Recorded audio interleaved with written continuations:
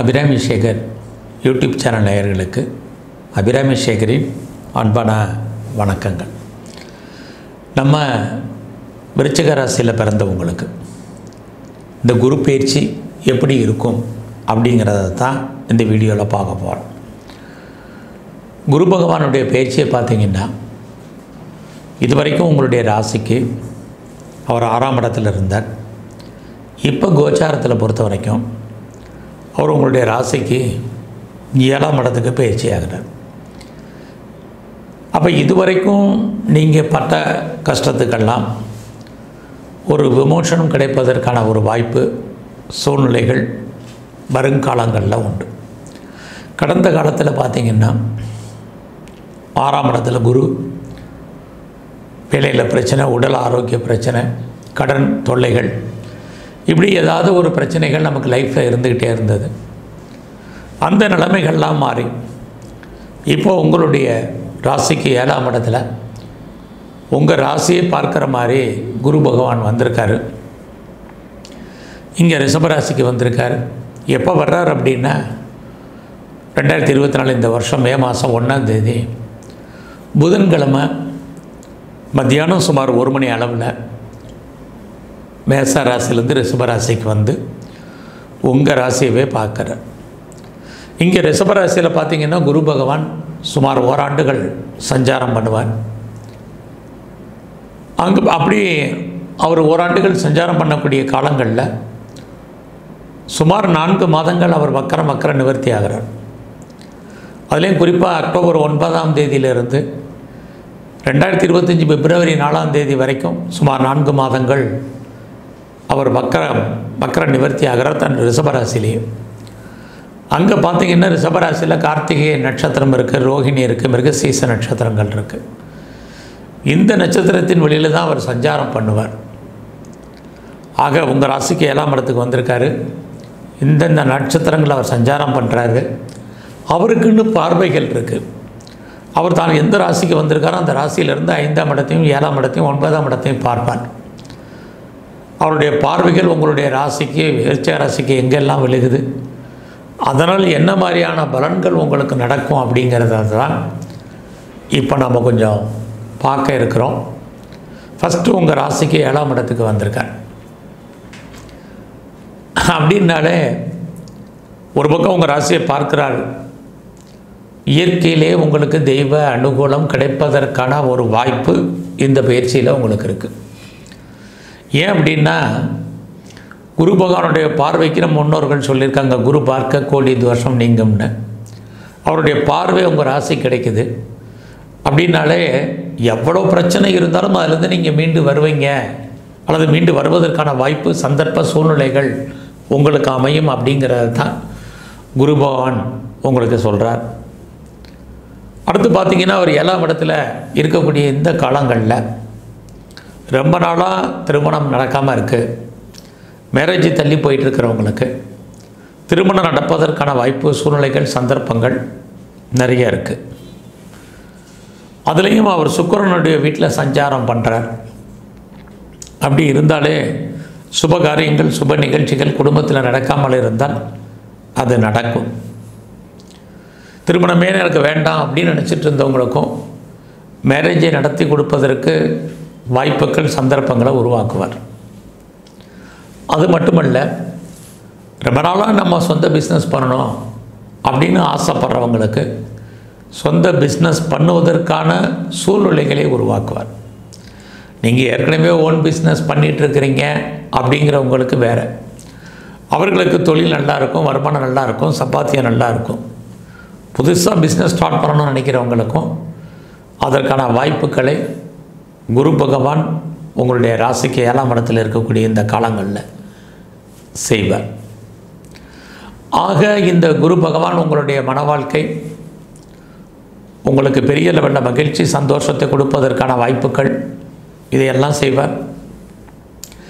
யாரெல்லாம் செப்பரேஷனில் இருக்கீங்களோ கணவன் மனைவி ஒற்றுமையாக இருக்க வைப்பார், ஒன்று சேர்க்க வைப்பார். இது எல்லாமே குரு பகவான் செய்யக்கூடிய காலங்களில் இந்த வருஷம் முழுவதும் உங்களுடைய ஹெல்த் கண்டிஷனில் நீங்கள் கொஞ்சம் கான்சன்ட்ரேட்டாக இருக்கணும்.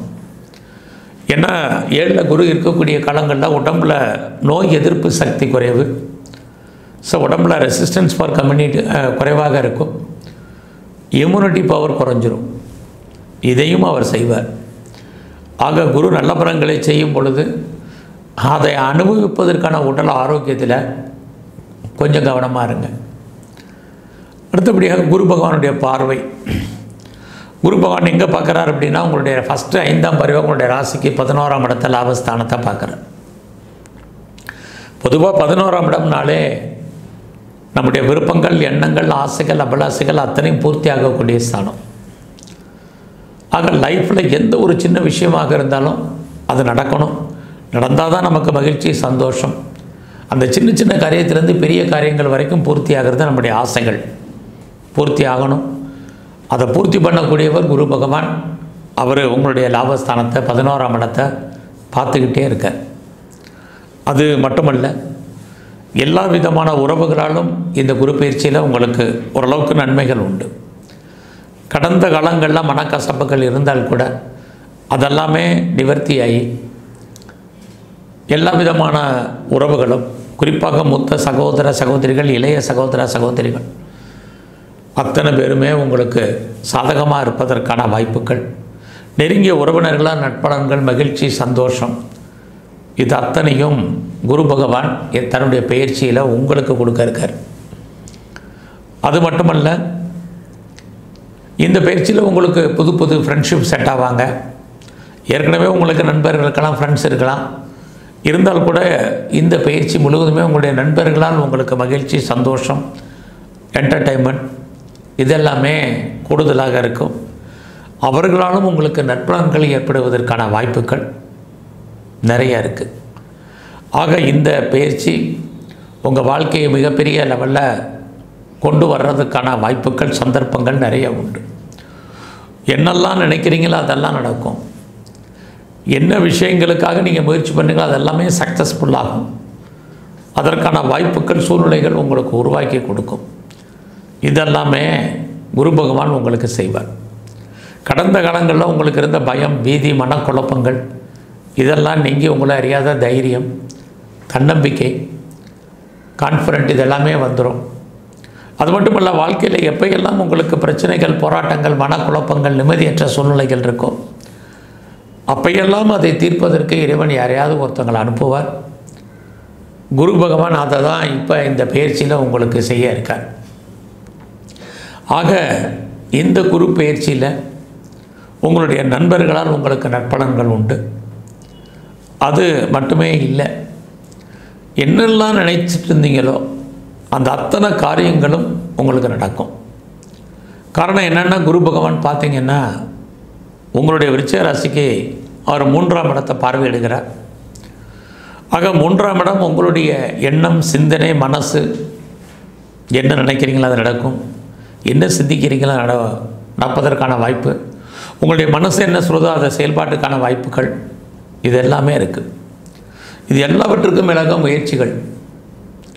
எந்த ஒரு விஷயத்துக்குமே உங்களுடைய முயற்சிகள் ரொம்ப முக்கியம்.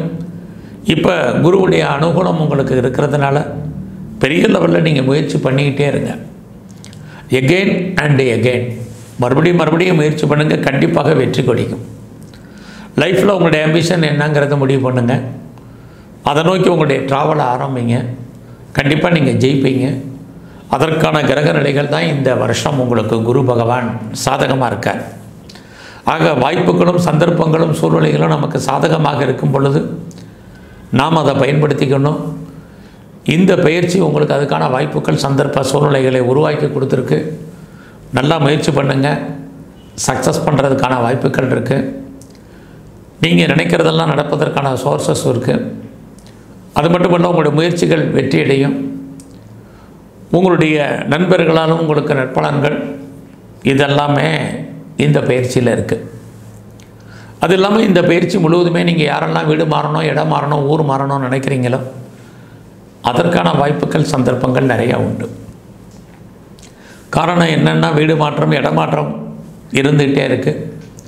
அது மட்டும் இல்லை, ரொம்ப நாளாக உங்களுடைய ப்ராப்பர்ட்டிஸ் எதுவும் விற்காமல் இருக்குது, சேல் ஆகாமல் இருக்குது அப்படிங்கிறவங்களுக்கு உங்களுடைய சொத்துக்கள் நல்ல விதமாக விற்பதற்கான வாய்ப்புகள், அது நல்ல விதமாக விலைக்கு போவதற்கான வாய்ப்பு, சம்மந்தப்பட்ட பேச்சுவார்த்தைகள், அக்ரிமெண்ட் போடுறதுக்கான சூழ்நிலைகள், இதெல்லாமே வாய்ப்புகள் நிறையா உண்டு.